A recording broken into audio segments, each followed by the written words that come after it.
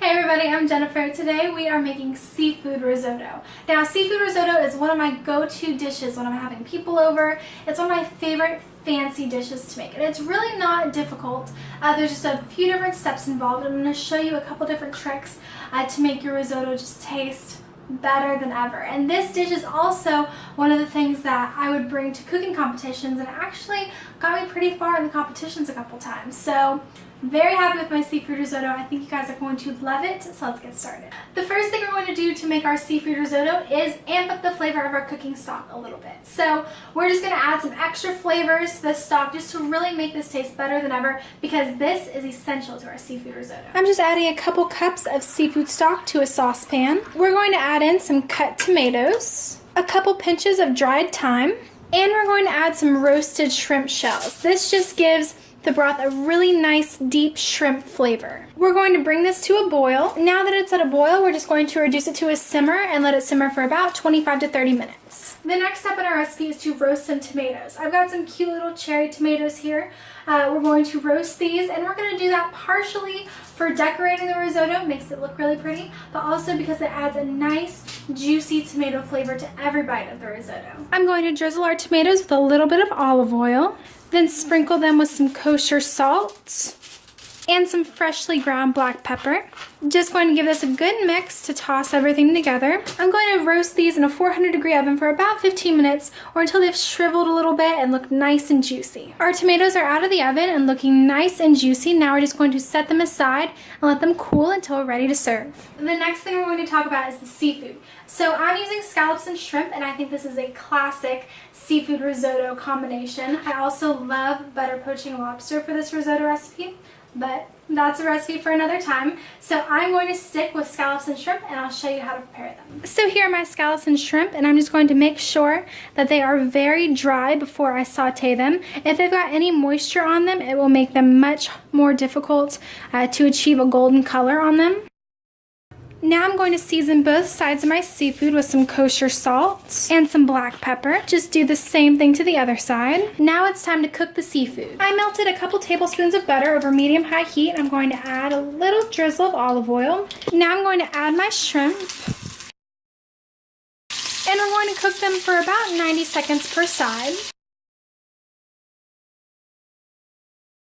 Once your shrimp are golden brown on each side, you can remove them. Now we're going to add in our scallops. And I lowered our heat to medium so that our butter doesn't burn. We want to get a nice caramelization on each side. Now that our scallops are golden brown on each side, we can set them aside to cool. Alright, now that our broth and our roasted tomatoes are done, it is time to actually start making the risotto. Now I will let you know that most risotto recipes call for some white wine, but since I never drink white wine, I'm just going to substitute the 1/4 cup of white wine for some more of the seafood stock. Now if you do have white wine, I would definitely recommend using it. Either a Pinot Grigio or a Sauvignon Blanc will work just fine. I'm going to add a couple tablespoons of olive oil to a saute pan over medium heat. Once the oil is hot, I'm going to add in a 1/4 cup of minced onion. Next, we're going to add some salt. Now I'm going to lower the heat to medium low, and we're just going to cook these onions until they're nice and soft. Now that our onions are nice and soft, we're going to add in some arborio rice, and we're just going to cook this for about 3 minutes to just give the arborio rice a nice toasty flavor.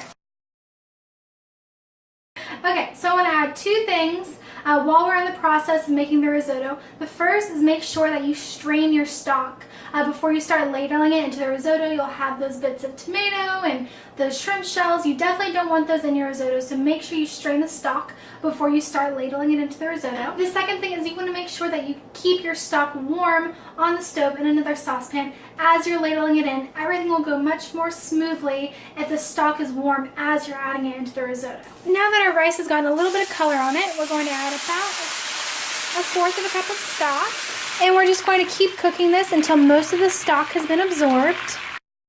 And we don't have to stir this constantly, but we want to make sure that we stir it pretty frequently. Now we're going to add another 1/4 cup of stock. And we want to keep this on medium low, that way it doesn't absorb the stock too quickly. And we're just going to do the same thing over and over again until our rice is fully cooked. And this is going to take about 20 to 25 minutes.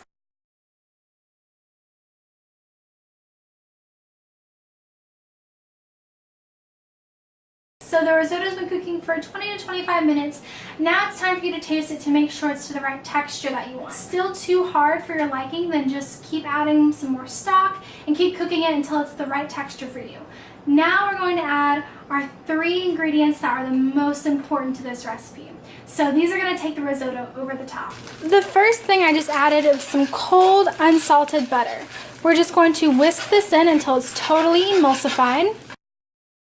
Now that all of our butter has been added, we're going to add in some Parmesan cheese and just give that a good whisk.